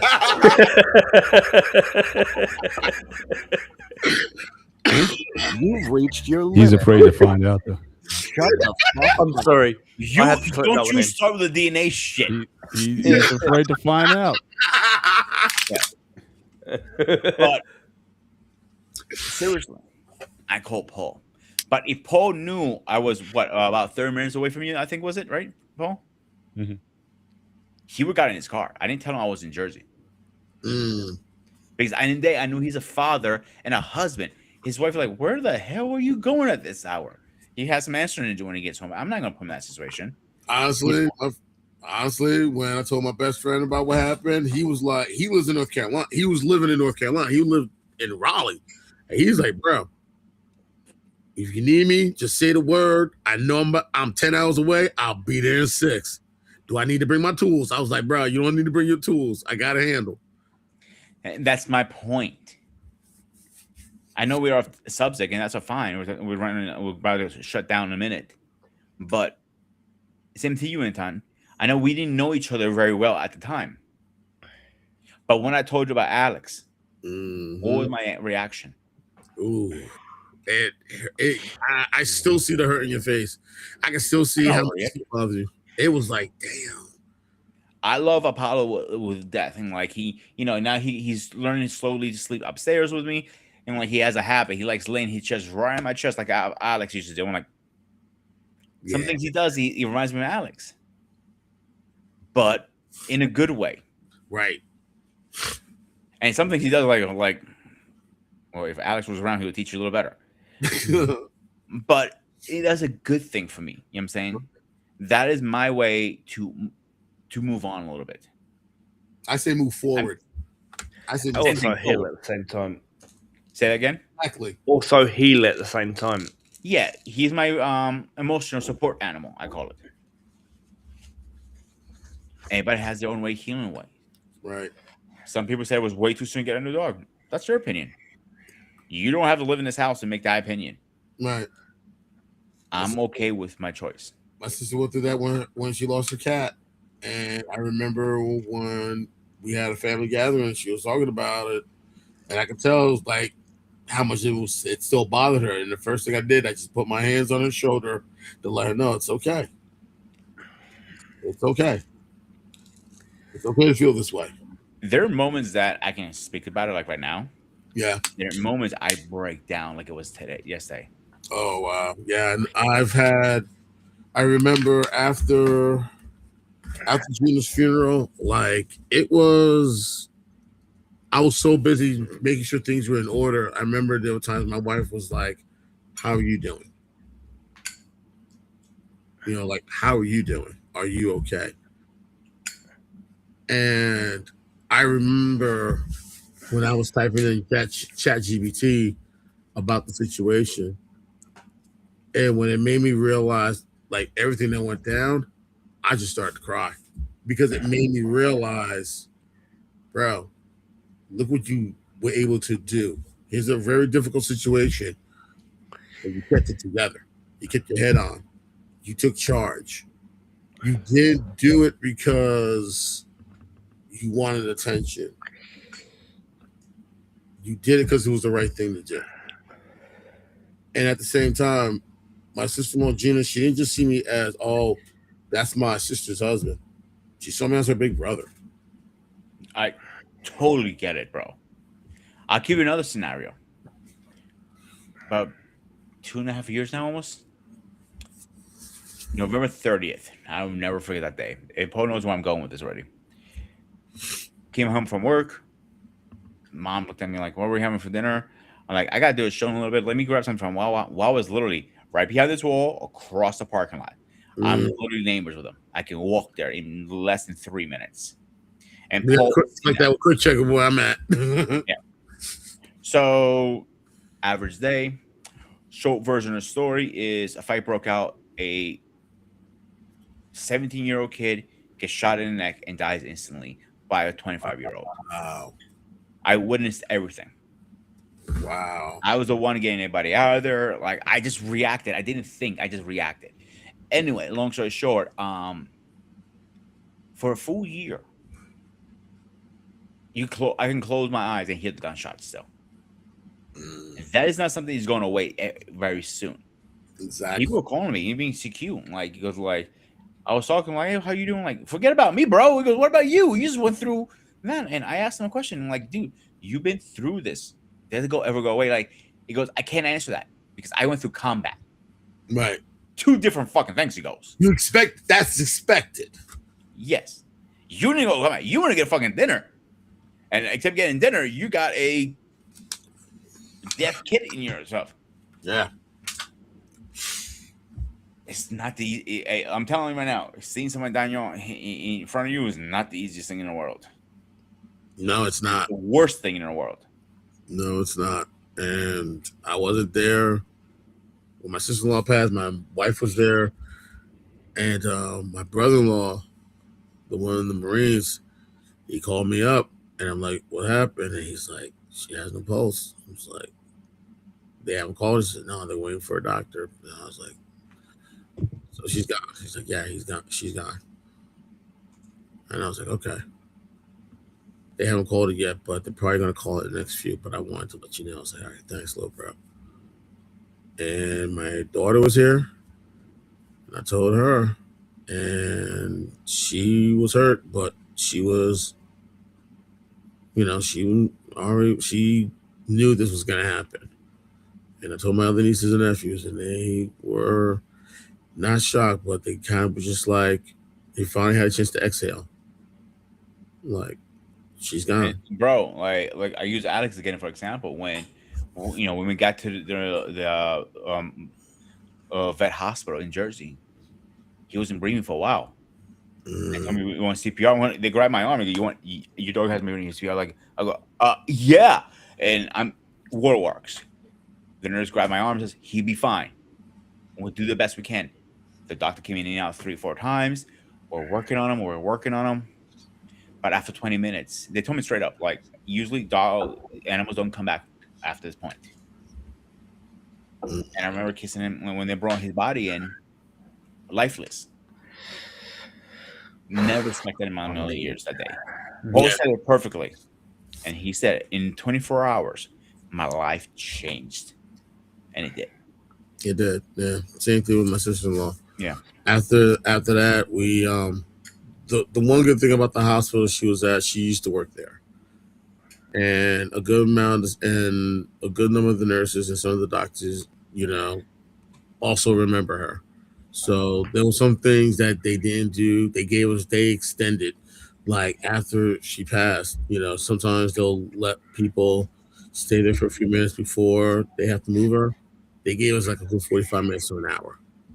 They literally extended like an extra, a little bit longer than it was supposed to. Yeah, like 30 minutes. Yeah. Yeah. That's very common with people. Like, even if I would go back to the hospital I worked at and people recognize me, most people have left, but let's say they did recognize me, I'm pretty sure they're going to make sure, Right. You know what I'm saying?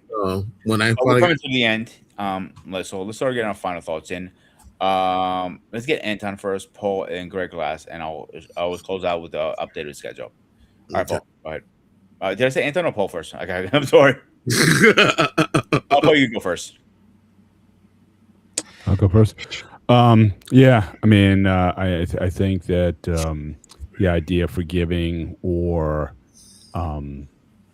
letting people go, like I said, I think you're going to have to do both at certain times. But again, that idea of forgiveness, again, that's about you letting go of things that are stopping you from appreciating what you do have. People may hurt you, but you get to a point where you can appreciate those around you, the world around you, what you've overcome to get to where you're at. So, unforgiveness, I do think is a, even if you wanted to use it as a fuel, as was said earlier, whatever, again, it's only going to last so long. It's just a burst. But again, it has no sustaining no sustaining power. And so that's why I would always, suggest that people learn the act of forgiveness as much as possible. But that doesn't mean you necessarily, again, reconcile or restore with people, but you do what you need to do so that you can have a productive life and look forward to the future, new opportunities, new relationships, new blessings. But you have people who live in unforgiveness. They think they can't appreciate what's around them. They're always complaining. A person's living in a state of unforgiveness when they're always complaining about what's wrong and not looking at what's going right. And for those around them who are trying to stay part of their lives, they see that too.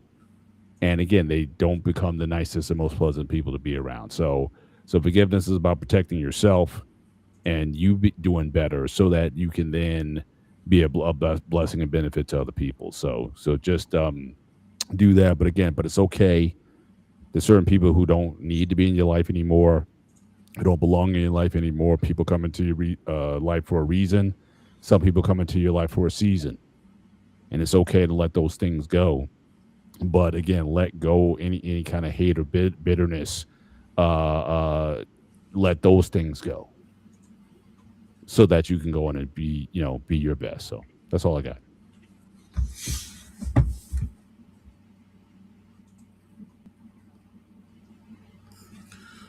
Wow, this has basically been one of the most powerful shows I think we've done in quite some time. And I'm glad to be a part of this.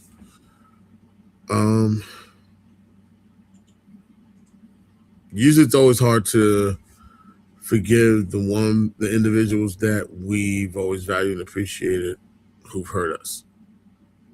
My wife, because of some things, she can say she don't have a problem cutting people off. For me, that's never that easy. It never is. And when I had to do that with my brother-in-law, that was no hesitation. And I guess a part of me is still because of the fact that I helped raise him after his mother died. But I guess this last month of everything that my family went through, especially losing my sister-in-law, it kind of helped me put a lot of things in perspective about the importance of family and the importance of people being there. And I understand why some people feel like just, the person's holding you back, cut them off. But also at the same time, it's never that easy. And sometimes you have to be okay with the decision that you make. No one's telling you what is the right decision, the wrong decision. But there are times you're going to have to make that decision. And if you're okay with that, then the hell with everyone else says. And I think that sometimes we have to go through things like that to make us understand the importance of people that you keep around you. We always talk about the importance of the company that you keep. You don't have to agree on everything, but if you work together to build each other up, that's the company you want to hold on to for however long as possible. So this is one of the many challenges when it comes to forgiveness and everything else and reconciliation, like Paul said. It's one of the many challenges. There's never, I guess, a right or wrong answer. There's the results of what you made, and if you're okay with that. And if you're okay with whatever decision you make, so be it. And the hell with everyone else thinks. And that's all I gotta say. And those are the words we're thinking about.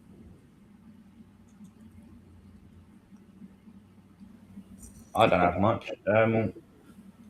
I think you can forgive a few people, and you can't forgive a lot of people for what they do, especially certain people in our lives. That's it. Sorry, I'm sorry, Pete. You guys are good. So really depends on the situation. For in my opinion. Like I have said, in my case, I have forgiven my cousin multiple times, but this time it was too far. So process it before you do cut him off. Give it time, and if it still bothers you over time, maybe it is time to cut him off. But let's do a quick schedule update. This week is mano a mano. Me and Anton are going over Call of Duty versus Battlefield. Who is the better one? Maybe I can get Paul actually ask the questions so I can sit back and actually kick Anton's butt this time. So, except that on Monday we are having a wrestling show. I haven't posted because I don't know the topic because wrestling is kind of a thing you kind of have to wing it at the last minute because everything's changed so fast. I think I know the perfect topic for next week. We'll talk about it after the air then. But then next week, this is a topic Paul has been looking forward to, I think, is cancer culture versus accountability. When does judgment go too far? So, except that, guys, as always, this was a Spartan. I am the Spartan, my man, the UK ugly mug over there, Greg. Yeah, and I've got Anton. something before Paul goes. What happened? I've got something before Paul goes. What? I'm gonna punch you in the face. That's out. Goddamn picture down now, you little shit.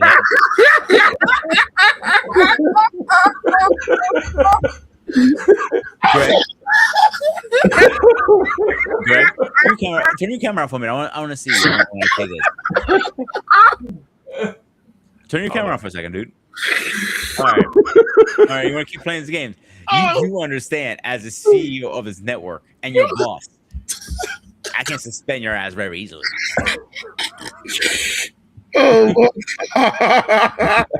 Anyway, all joking aside, guys. So I am the Spartan. He is a UK ugly mug over there. My man Anton, my man Paul, as always. Stay fresh, stay safe, and I'll see you guys on the next one. Yeah, have a good one. Be safe.